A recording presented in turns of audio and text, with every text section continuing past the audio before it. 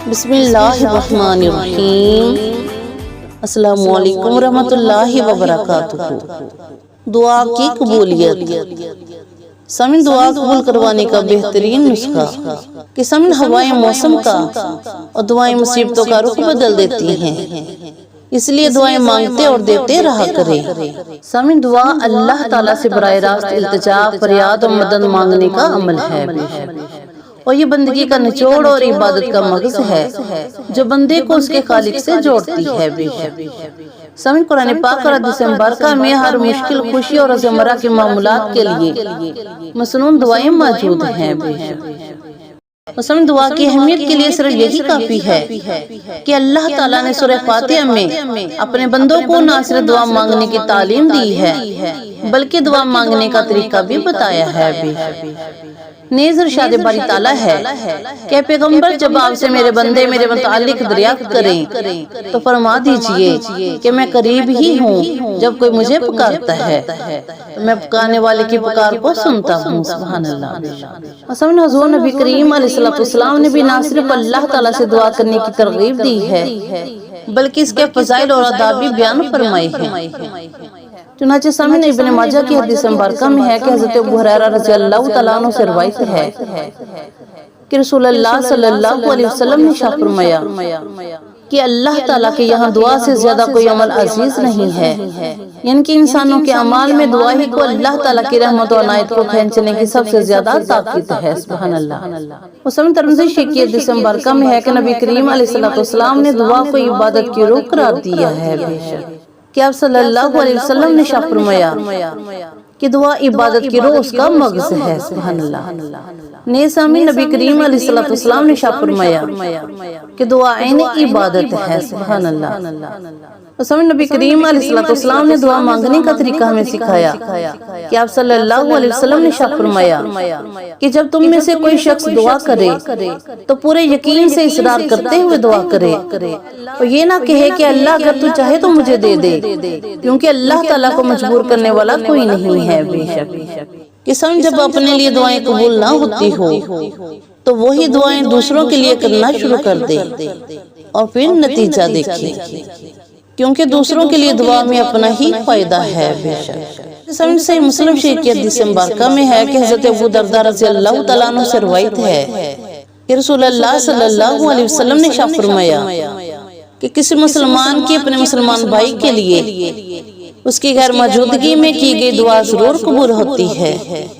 اس دعا کرنے والے کے سر پر ایک فرشتہ مقرر ہوتا ہے، اور جب بھی وہ اپنے بھائی کے لیے خیر و بھلائی کی دعا کرتا ہے تو فرشتہ آمین کہتے ہوئے یوں کہتا ہے کہ اللہ تعالیٰ تمہیں بھی وہ خیر و بھلائی عطا کرے جو تم اپنے بھائی کے لیے مانگ رہے ہو۔ سبحان اللہ۔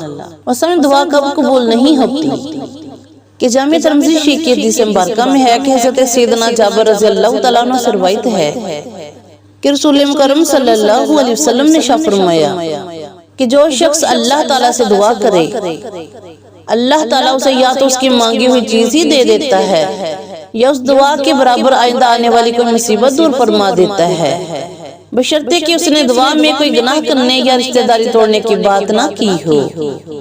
تو سامعین، دعا مانگتے رہا کریں کہ دعا کی قبولیت یقینی ہے۔ بے شک کہ مسند احمد کی حدیث مبارکہ میں حضرت ابو سعید خدری رضی اللہ تعالیٰ عنہ سے روایت ہے کہ نبی کریم علیہ السلام نے ارشاد فرمایا کہ جو بھی مسلمان اللہ سبحانہ و تعالیٰ سے ایسی دعا مانگے کہ جس میں گناہ قطع رحمی کا سوال نہ ہو تو اللہ سبحانہ و تعالیٰ اس کو 3 چیزوں میں سے ایک چیز ضرور عطا فرماتے ہیں۔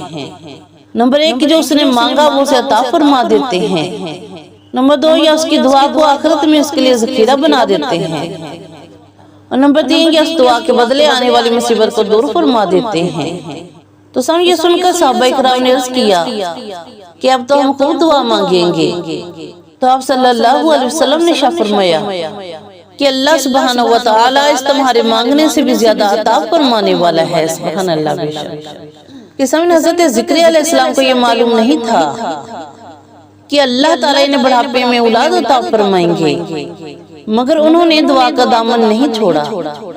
حضرت یونس علیہ السلام کو یہ معلوم نہیں تھا کہ مچھلی کے پیٹ سے نجات کیسے ملے گی، مگر انہوں نے اللہ تعالیٰ کو پکارنا نہیں چھوڑا۔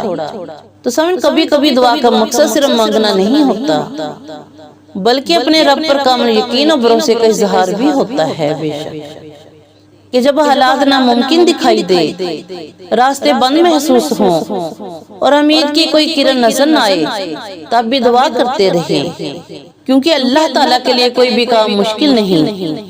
وہ اندھیری راتوں میں بھی راستے بنا دیتا ہے، ناممکن کو ممکن کر دیتا ہے اور مایوسیوں کو خوشیوں میں بدل دیتا ہے۔ بے شک بس ہمیں کبھی امید مت چھوڑو، دعا کرتے رہو، کیونکہ اللہ تعالیٰ سن رہا ہے، جانتا ہے اور بہترین وقت پر بہترین فیصلہ فرماتا ہے۔ بے شک کیونکہ سامنے قرآن پاک نے ہمیں خبر دی کہ بانجھ بی بی حاملہ ہو گئی، واری پاک بی بی مریم نے بچہ جنا، چھری نے ذبح نہیں کیا، آگ نے جلایا نہیں، مچھلی نے نگل لیا مگر ہضم نہیں کیا، پتھر سے اونٹنی نکلی، چاند دو ٹکڑے ہو گیا، شیر خوار بچے نے بات کی اور سمندر پھٹ کر 2 حصوں میں تقسیم ہو گیا۔ تو سمجھ اس ناممکنات کے رب سے تم کیسے یہ گمان کر سکتے ہو کہ وہ تمہاری ممکن حاجات پوری نہیں کرے گا؟ دعا کرو، یقین رکھو اور پورا ہوتے ہوئے دیکھو۔ بے شک اللہ تو ہم سب کو اپنے فرمان بردار بندوں میں رکھ، ہمیں اپنے قابو میں رکھ کہ ہم تیرے احسان کا شکر ادا کرتے رہیں، اور جو تو نے ہم پر ہم سے اگلوں پر کیا ہے، اور ہم ایسا عمل کرے جو تجھے پسند آ جائے، اور ہم سب کو اپنی رحمت سے اپنے صالح بندوں میں داخل فرما۔ آمین یا رب العالمین۔